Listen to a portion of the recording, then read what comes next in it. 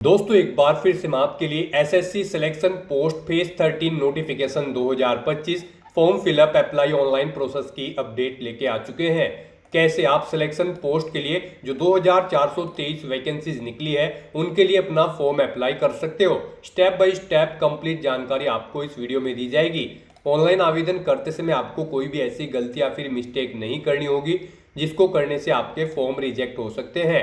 और अप्लाई करते समय आप अपनी क्वालिफिकेशन की डिटेल कैसे दोगे, कैसे आप अपना फेस ऑथेंटिकेशन करोगे माई एसएससी ऐप के द्वारा, कैसे आप फोटो आधार आरडी करोगे, स्टेप बाय स्टेप कंप्लीट जानकारी आपको यहां पर दी जाएगी। ऑनलाइन आवेदन करते समय आप अपने फोटोग्राफ डॉक्यूमेंट सिग्नेचर कैसे और कितने केबी में अपलोड करोगे, कैसे आप अपना लाइव फोटो कैप्चर करोगे और कैसे यहां पर आप फीस पेमेंट करते हुए रजिस्ट्रेशन से लेकर प्रिंट तक अपना फॉर्म अप्लाई करोगे।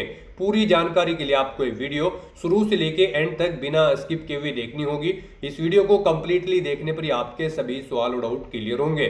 तो चलिए दोस्तों बिना कोई वक्त कमाए शुरू करते हैं SSC selection post page 13 online form fill up की पूरी जानकारी।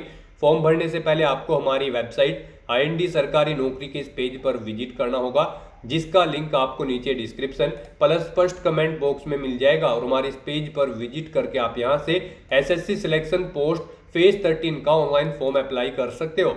स्टाफ सिलेक्शन कमीशन कर्मचारी चयन आयोग एसएससी की ओर से सिलेक्शन पोस्ट फेज 13 का नोटिफिकेशन रिलीज कर दिया गया है, जिसके लिए 2423 वैकेंसीज निकली हुई है। लास्ट डेट ऑनलाइन आवेदन करने की 23 जून 2025 है और यहाँ पर लेवल 1 से लेवल 7 के अंतर्गत सैलरी है प्रति माह के लिए। मैट्रिक लेवल की जो पोस्ट है उनके लिए 10वीं पास अप्लाई करेंगे। इंटरमीडिएट लेवल पोस्ट के लिए 12वीं पास, ग्रेजुएशन लेवल के लिए डिग्री धारक कैंडिडेट अप्लाई कर सकते हैं।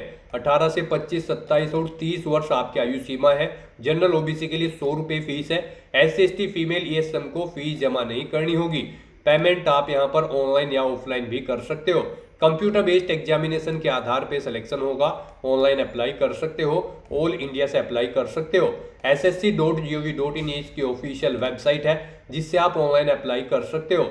इंपोर्टेंट लिंक सेक्शन के अंतर्गत ऑफिशियल नोटिफिकेशन पीडीएफ लिंक पर क्लिक करके आप इसकी पीडीएफ डाउनलोड कर सकते हो, जिसके अंतर्गत आपको कंप्लीट डेट दे दी गई है। उसके बाद में आप जैसे ही स्क्रॉल डाउन करोगे तो यहाँ पर आपको यहाँ पर एलिजिबिलिटी क्राइटेरिया की डिटेल दी गई है। इसमें एज लिमिट, एज रिलैक्सेशन की जानकारी पोस्ट वाइज और कैटेगरी वाइज आप चेकआउट कर सकते हो। साथ ही साथ यहाँ पर आपको इसमें फीस पेमेंट की जानकारी दी गई है। सिलेक्शन क्राइटेरिया के अंतर्गत आपको इसमें एग्जाम पैटर्न सिलेबस आपको डिटेल में दिया गया है। यहाँ पर सब्जेक्ट वाइज आप पूरा सिलेबस भी रीड आउट कर सकते हो। साथ ही साथ दोस्तों यहाँ पर आपको इसमें एग्जाम सेंटर की लिस्ट दी गई है और क्वालिफिकेशन की डिटेल और आपको पोस्ट वाइज वैकेंसीज की भी इंफॉर्मेशन दे दी गई है। और साथ ही साथ दोस्तों इसमें आपको हाउ टू अप्लाई का complete procedure step by step दिखाया गया है। तो आप यहाँ पर अप्लाई करने से पहले इस पीडीएफ को पूरा रीड कर लीजिए। इसको कंप्लीटली चेकआउट करने से आपके सभी सवाल और डाउट क्लियर होंगे। पीडीएफ रीड आउट करने के बाद में आपको अप्लाई ऑनलाइन लिंक पर क्लिक करना होगा तो आपके सामने ऑनलाइन आवेदन करने का ये ऑफिशियल पोर्टल ओपन हो जाएगा। गाइस यहाँ पर आने के बाद आपको इस वेबसाइट के टॉप पर ही लॉगिन और रजिस्टर की ये टैब दी गई है। आपको इस पर क्लिक करना है। उसके बाद आपके सामने ये पॉपअप शो होगा। यहाँ पर अगर आपने पहले से रजिस्ट्रेशन कर रखा है और अपनी आधार इनेबल प्रोसेस कंप्लीट कर रखी है तो यहाँ पर बस अब आपको अपना रजिस्ट्रेशन नंबर एंटर करना है, अपना पासवर्ड आपको एंटर करना है, ये कैप्चा कोड आपको यहाँ पर एंटर करना है और लॉगिन की इस टैब पर क्लिक करते हुए आपको अपने डैशबोर्ड में लॉगिन कर लेना है और वहां से अपना फॉर्म अप्लाई करना है। गाइस हम आपको बता दें यहाँ पर एसएससी ने आधार इनेबल प्रोसेस कर दिया है। जी हाँ दोस्तों, यहाँ पर अब आपको अपना आधार वेरीफाई करना मस्ट है। बिना उसके यहाँ पर अब आप एसएससी की किसी भी भर्ती के लिए फॉर्म अप्लाई नहीं कर पाओगे। तो अगर आपने अपनी आधार प्रोसेस कंप्लीट कर रखी है तो आप लॉगिन करके फॉर्म अप्लाई कर सकते हो। और अगर आप एसएससी की किसी भी भर्ती के लिए फर्स्ट टाइम अप्लाई करने जा रहे हो या फिर आप नए सिरे से रजिस्ट्रेशन करना चाहते हो तो यहाँ पर आपको न्यू यूजर रजिस्टर नाउ का ये लिंक दिया गया है। आपको रजिस्टर नाउ के इस लिंक पर क्लिक करना है। उसके बाद आपके सामने यहाँ पर रजिस्ट्रेशन का प्रोसेस स्टार्ट हो जाएगा। यहाँ से आप अपना एसएससी की वेबसाइट पर वन टाइम रजिस्ट्रेशन कर सकते हो। यहाँ पर आने के बाद हम आपको बता दें आपको 4 स्टेप कंप्लीट करने हैं, आपका ओटीआर कंप्लीट हो जाएगा। सबसे पहले यहाँ पर आपको अपनी पर्सनल डिटेल देनी है, फिर आपको अपना पासवर्ड यहाँ पर क्रिएट करना है, अपनी एडिशनल डिटेल देनी है, उसमें आपको अपनी नेशनलिटी, एड्रेस और एजुकेशनल क्वालिफिकेशन की डिटेल डिटेल देनी होगी। फिर यहाँ पर आपको अपनी डिटेल्स को डिक्लेयर करते हुए अपना रजिस्ट्रेशन कंप्लीट कर लेना है। तो इन 4 स्टेप्स को कंप्लीट करते हुए यहाँ पर आपको अपना OTR कंप्लीट करना है। उसके लिए यहाँ पर अब आपको कंटिन्यू की स्टेप पर क्लिक कर देना है। जैसे ही आप स्टेप पर क्लिक करेंगे आपके सामने यहाँ पर रजिस्ट्रेशन का फॉर्म स्टार्ट हो जाएगा। यहाँ पर अब आपको सबसे पहले अपनी पर्सनल डिटेल देनी है। इसमें यहाँ पर सबसे पहले आपको ऑप्शन दिया गया है, क्या आपके पास यहाँ पर आधार कार्ड है। यहाँ पर SSC ने अब भर्तियों के लिए आधार कार्ड मस्ट कर दिया गया है। आधार प्रोसेस आपको इनेबल कर लेनी है। तो अगर आपके पास आधार है तो आप यस ऑप्शन सेलेक्ट करेंगे। और गाइस यहाँ पर अगर आपके पास आधार नहीं है उसके लिए भी ऑप्शन है। अगर यहाँ पर आपके पास आधार नहीं है तो आप नो ऑप्शन सेलेक्ट करेंगे। फिर यहाँ पर आपको अपने कुछ डॉक्यूमेंट्स अपलोड करने होंगे, जैसे कि यहाँ पर आपको अपना नेम प्रूफ डॉक्यूमेंट अपलोड करना होगा। उसमें आपको अपना Aadhaar card, voter ID card, PAN card, driving licence, government ID card या फिर गवर्नमेंट सर्विस आइडेंटिटी कार्ड आपको अपलोड करना होगा, या फिर आपका पेंशन कोई डॉक्यूमेंट, पेंशन डॉक्यूमेंट भी आप अपलोड कर सकते हैं। आप चूज फाइल बटन पर क्लिक करें, फाइल को सिलेक्ट करें और इनमें से कोई भी डॉक्यूमेंट आप अपना अपलोड कर दें। उसके बाद यहाँ पर आपको अपना date of birth proof certificate upload करना है। इसमें आपका बर्थ सर्टिफिकेट हो सकता है, स्कूल लिविंग सर्टिफिकेट हो सकता है, certificate of date of issued by gazetted officer, या फिर आधार कार्ड यहाँ पर आपको अपलोड करना है। चूज फाइल के ऑप्शन पर क्लिक करते हुए उसके बाद यहाँ पर आपको अपना एड्रेस प्रूफ अपलोड करना होगा। यहाँ पर ये डॉक्यूमेंट आपको उन केस में अपलोड करने हैं अगर आपके पास आधार नहीं है। एड्रेस प्रूफ में आपको अपना आधार कार्ड या फिर वोटर ID कार्ड या फिर ड्राइविंग लाइसेंस या फिर बैंक की स्टेटमेंट यहाँ पर आपको अपलोड कर देनी है, या फिर रेंट का एग्रीमेंट या फिर इनकम टैक्स असेसमेंट ऑर्डर यहाँ पर आप अपलोड कर सकते हैं। चूज फाइल के इस बटन पर क्लिक करते हुए उसके बाद यहाँ पर आपको अपना फोटो अपलोड करना है। चूज फाइल के बटन पर क्लिक करते हुए फिर यहाँ पर आपको अपना जेंडर प्रूफ अपलोड करना है। जेंडर प्रूफ में आपका आधार कार्ड हो सकता है, वोटर ID कार्ड हो सकता है, बर्थ सर्टिफिकेट हो सकती है, या फिर आपका स्कूल लिविंग सर्टिफिकेट हो सकता है। यहाँ पर अगर आपके पास आधार नहीं है तो आपको इन सारे डॉक्यूमेंट्स को यहाँ पर अपलोड करना होगा। बेस्ट है यहाँ पर आपके पास आधार है तो आप आधार की डिटेल दें। यहाँ पर मोस्टली इंडिया में सभी के पास अब आधार अवेलेबल है, तो यहाँ पर आपको यस का ऑप्शन सेलेक्ट करना है, do you have a Aadhaar card में।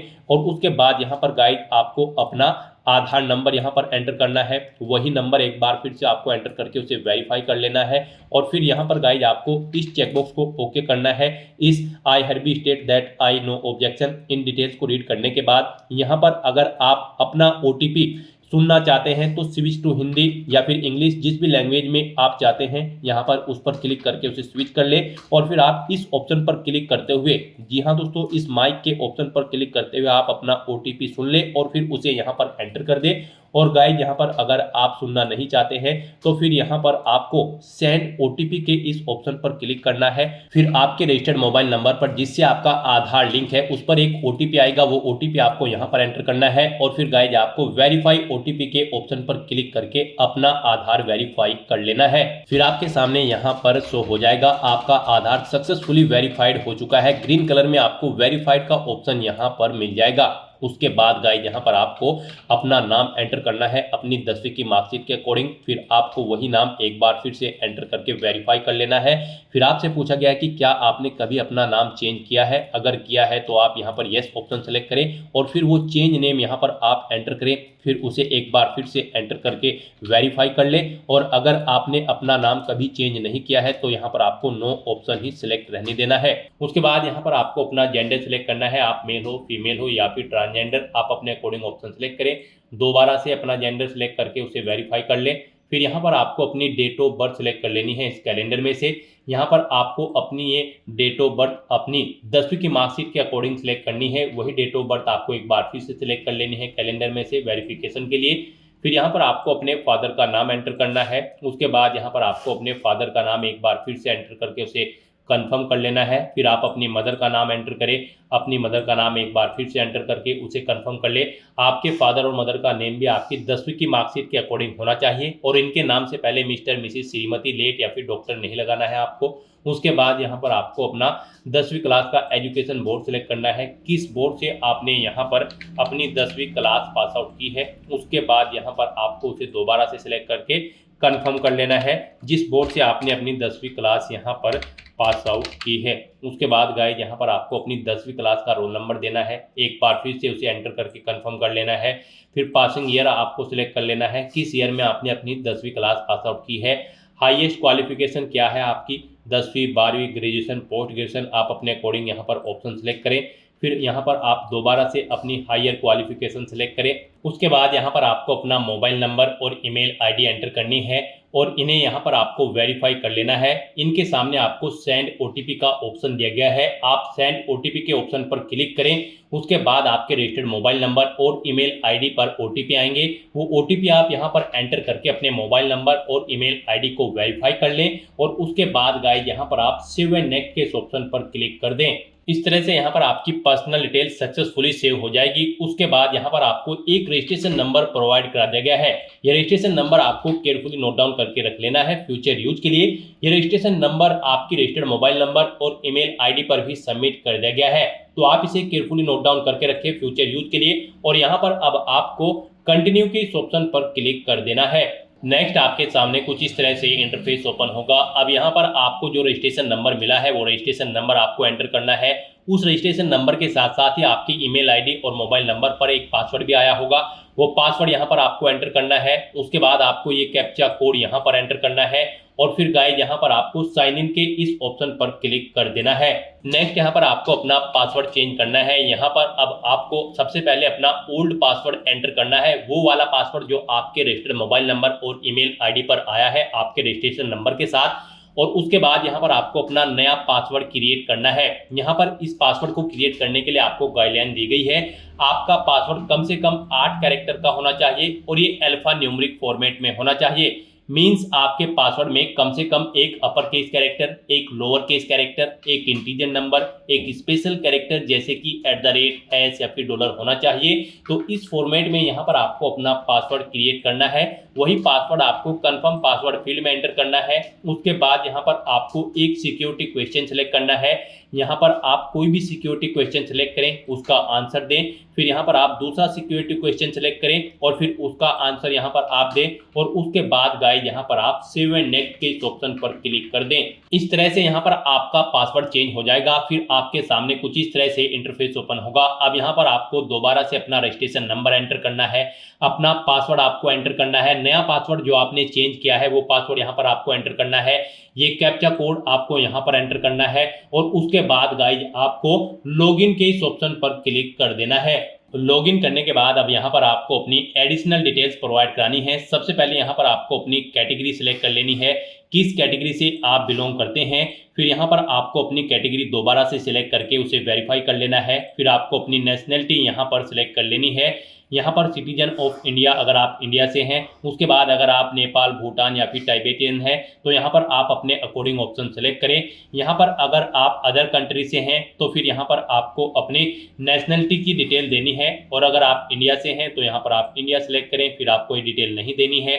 उसके बाद यहाँ पर आपसे पूछा गया है कि क्या आपकी बॉडी पर कहीं कोई कट या तिल का निशान है, तो उस पैलेस का नाम यहाँ पर आप एंटर करें। नहीं है तो यहाँ पर आप नो मार्क एंटर कर दें। उसके बाद आपसे पूछा गया है कि क्या आप PWBD कैंडिडेट हैं, अगर हैं तो यहाँ पर आप यस ऑप्शन सेलेक्ट करें और फिर अपनी डिसेबिलिटी का टाइप सेलेक्ट करें और फिर यहाँ पर आपको अपना डिसेबिलिटी सर्टिफिकेट नंबर देना होगा अगर आप PWBD कैंडिडेट हैं, और अगर नहीं है तो यहाँ पर आप नो ऑप्शन सेलेक्ट करें। आगे की डिटेल आपको डिसेबल कर दी जाएगी। उसके बाद यहाँ पर आपको अपना परमानेंट एड्रेस एंटर करना है। फिर यहाँ पर आपको अपना परजेंट एड्रेस एंटर करना है और अगर आपका परजेंट एड्रेस आपके परमानेंट एड्रेस के अकॉर्डिंग सेम है तो यहाँ पर आप यस के इस ऑप्शन पर क्लिक करेंगे। ऑटोमेटिकली आपका परजेंट एड्रेस आपके परमानेंट एड्रेस के अकॉर्डिंग फिल हो जाएगा। उसके बाद यहाँ पर गाइस आपको सेव एंड नेक्स्ट के इस ऑप्शन पर क्लिक कर देना है। आपकी एडिशनल डिटेल सक्सेसफुली सेव करने के बाद आपको डिक्लेरेशन सेक्शन में रिडायरेक्ट कर दिया जाएगा। यहाँ पर आने के बाद आप अपने रजिस्ट्रेशन फॉर्म का प्रीव्यू भी चेकआउट कर सकते हो। आप प्रीव्यू OTR के ऑप्शन पर क्लिक करें और अपने रजिस्ट्रेशन फॉर्म का प्रीव्यू चेकआउट कर लें और उसका प्रिंट आउट भी आप ले सकते हो। और फिर यहाँ पर अब गाइज आपको आई एग्री के चेकबॉक्स को ओके करना है और उसके बाद आपको डिक्लेयर के ऑप्शन पर क्लिक कर देना है। इस तरह से यहाँ पर आपका SSC one time registration successfully complete हो चुका है। आपको आपके डैशबोर्ड में डायरेक्ट कर दिया गया है। गाइज यहाँ पर आपको सिलेक्शन पोस्ट फेज 13 का ये सेक्शन मिल जाएगा।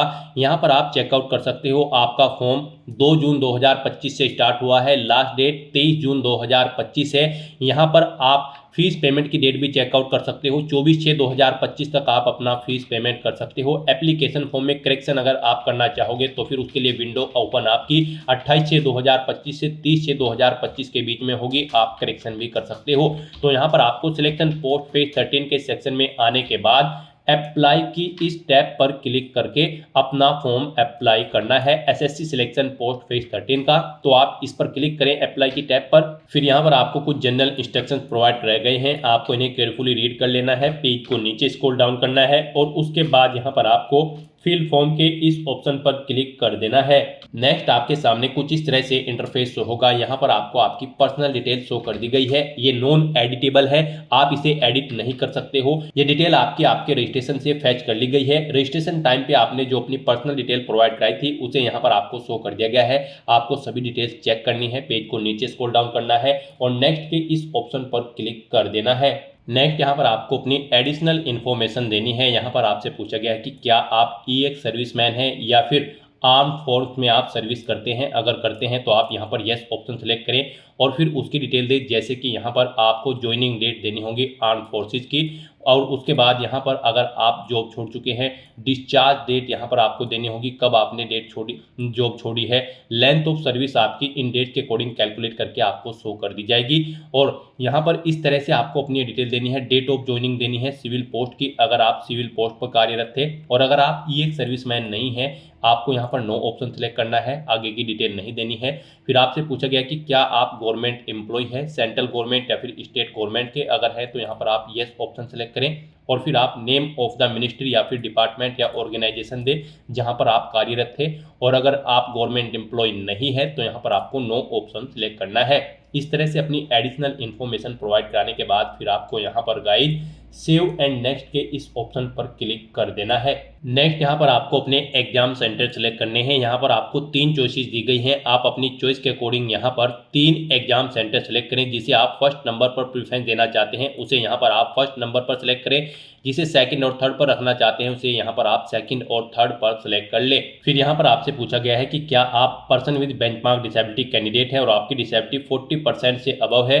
यहाँ पर ये ऑप्शन आपके सामने डिसेबल कर दिए जाएंगे। अगर आपने रजिस्ट्रेशन टाइम पर पीडब्ल्यूडी कैंडिडेट में नो ऑप्शन सेलेक्ट किया होगा, यहाँ पर आपको ये ऑप्शन डिसेबल्ड कर दी जाएंगे, आप इनमें सेलेक्ट नहीं कर पाओगे। और अगर आप बेंचमार्क डिसेबिलिटी कैंडिडेट हैं और आपने रजिस्ट्रेशन टाइम पर येस ऑप्शन सेलेक्ट किया था तो फिर आपके सामने ये ऑप्शन यहाँ पर इनेबल कर दिए जाएंगे।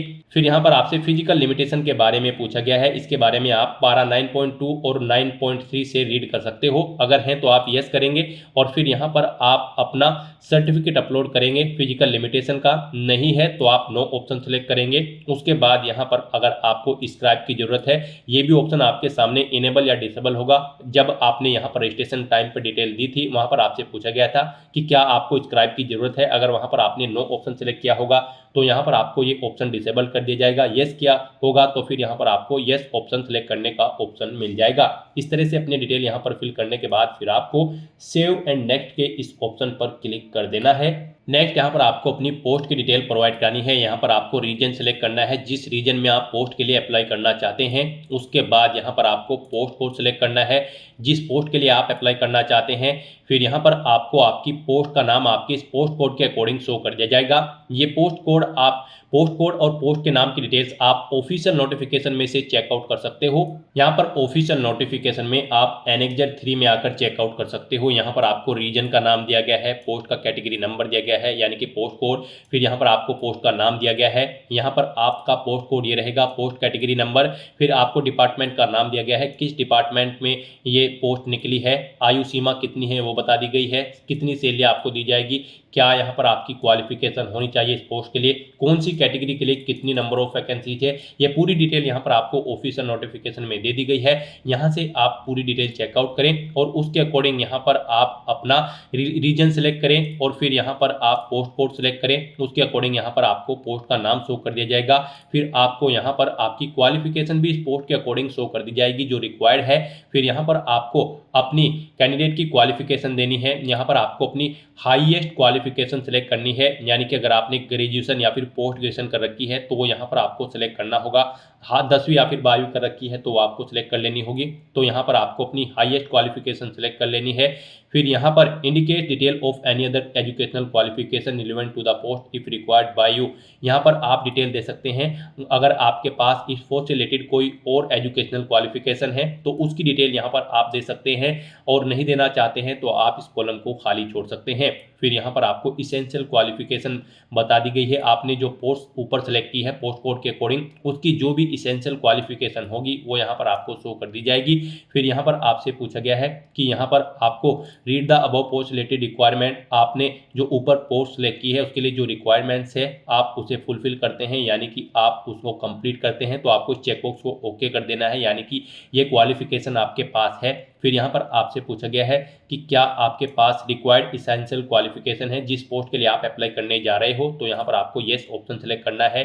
फिर यहाँ पर आपसे पूछा गया कि क्या आपको रिक्वायर्ड एक्सपीरियंस भी है, अगर उस पोस्ट पर अप्लाई करने के लिए एक्सपीरियंस रिक्वायर्ड है तो क्या आपको वो एक्सपीरियंस है, तो यहाँ पर भी आपको येस ऑप्शन सेलेक्ट करना होगा अगर उस पोस्ट के लिए एक्सपीरियंस रिक्वायर्ड है। और फिर आपको अपने एक्सपीरियंस की डिटेल देनी होगी, जैसे कि किस ऑर्गेनाइजेशन में आप कार्यरत थे, अपनी डेजिग्नेशन दे, किस पोस्ट पर आप कार्यरत थे, नेचर ऑफ ड्यूटी यहाँ पर दे, डेट सेलेक्ट करें कब से कब तक आप यहाँ पर कार्यरत थे, और इस तरह से यहाँ पर आप अपने एक्सपीरियंस की डिटेल प्रोवाइड करा दें। और अगर आप एक से ज़्यादा जगह कार्यरत थे तो आप ऐड मोर के ऑप्शन पर क्लिक करें। सेम ऐसी ही एक और कॉलम की रो यहाँ पर आपके सामने ऐड हो जाएगी, उसमें आप अपने एक्सपीरियंस की डिटेल प्रोवाइड करा दें। और अगर ऊपर दी गई पोस्ट के लिए एक्सपीरियंस रिक्वायर्ड नहीं है तो फिर यहाँ पर आपको नॉट एप्लीकेबल का ऑप्शन सेलेक्ट कर लेना है। फिर यहाँ पर आपसे पूछा गया है कि क्या आप एज में रिलैक्सेशन चाहते हैं, अगर चाहते हैं तो आप यस ऑप्शन सेलेक्ट करें, और फिर यहाँ पर आप अपना रिलैक्सेशन कोड सेलेक्ट कर लें, और नहीं चाहते हैं तो यहाँ पर आपको नो ऑप्शन सेलेक्ट कर लेना है। इस तरह से अपनी पोस्ट रिलेटेड डिटेल प्रोवाइड करने के बाद फिर गाइस यहाँ पर आपको सेव एंड नेक्स्ट के इस ऑप्शन पर क्लिक कर देना है। नेक्स्ट यहाँ पर आपको अपना फोटो और सिग्नेचर अपलोड करने हैं। उससे पहले यहाँ पर आपको अपना फेस ऑथेंटिकेशन कंप्लीट करना है। यहाँ पर आपको अपने मोबाइल के प्ले स्टोर में जाना है और माई एसएससी टाइप करना है, और एसएससी की इस एप्लीकेशन को अपने मोबाइल में स्टोर कर लेना है, या फिर आप डायरेक्टली इस QR कोड को स्कैन करके अपने मोबाइल फ़ोन से ये एप्लीकेशन अपने मोबाइल में डाउनलोड कर लें। फिर यहाँ पर आपको उसके डैशबोर्ड में जाना है। डैशबोर्ड में जाने के लिए आपको अपना एसएससी का यूजर आईडी और पासवर्ड एंटर करते हुए डैशबोर्ड में जाना है। फिर आपको go to my application section में जाना है।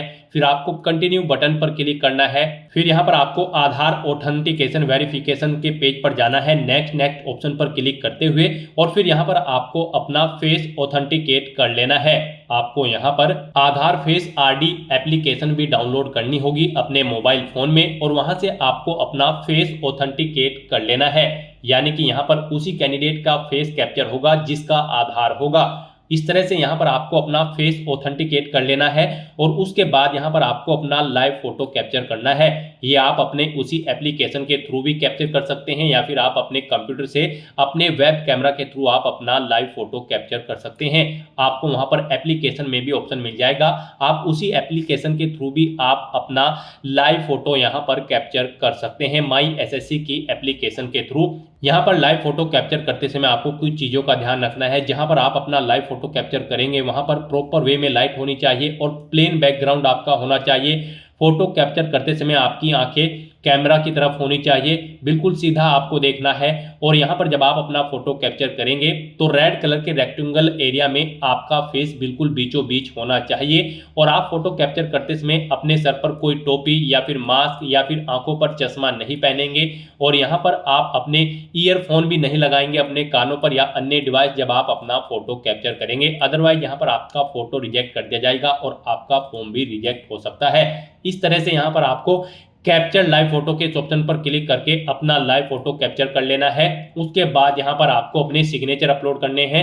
सिग्नेचर अपलोड करने के लिए भी आपको गाइडलाइन दी गई है। सिग्नेचर का साइज आपका 10 KB से 20 KB के बीच में होना चाहिए। JPEG या फिर JPG फॉर्मेट में आपके सिग्नेचर होने चाहिए। यहाँ पर आपके सिग्नेचर की जो विड्थ होगी वो 6.0 सेंटीमीटर और हाइट 2.0 सेंटीमीटर होनी चाहिए। रेजोल्यूशन उनकी 300 DPI होनी चाहिए। यहाँ पर आपके सिग्नेचर हॉरिजेंटली होंगे, बिल्कुल एक बॉक्स के बीचों बीच। हम यहाँ पर आपको दिखा देते हैं कैसे आपको अपने सिग्नेचर करने हैं। आपको क्लिक हियर टू रीड के इस लिंक पर क्लिक करना है। ये पीडीएफ आपके सामने यहाँ पर ओपन होगी।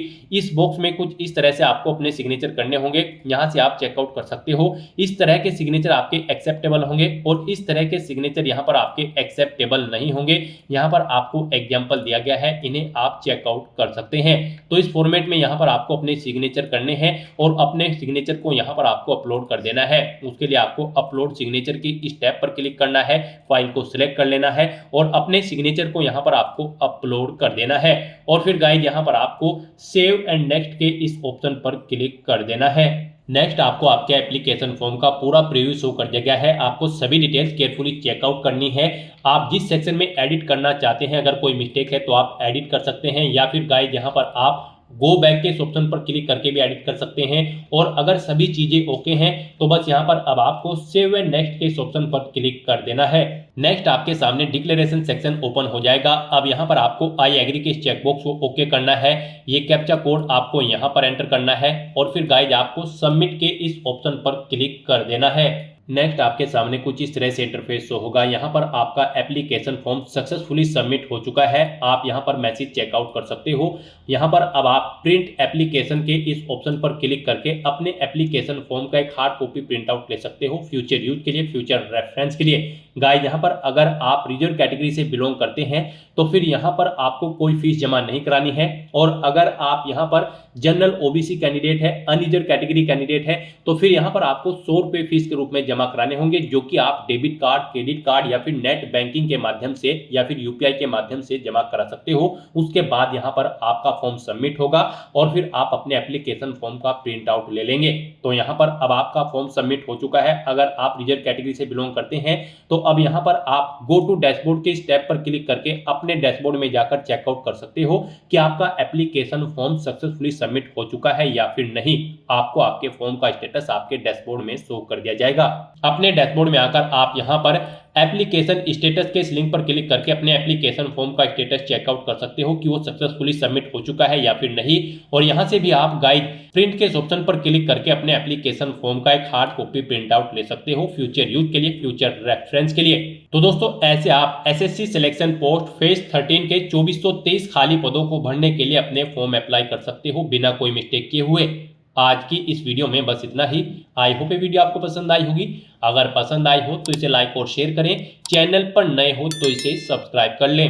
Thanks for watching.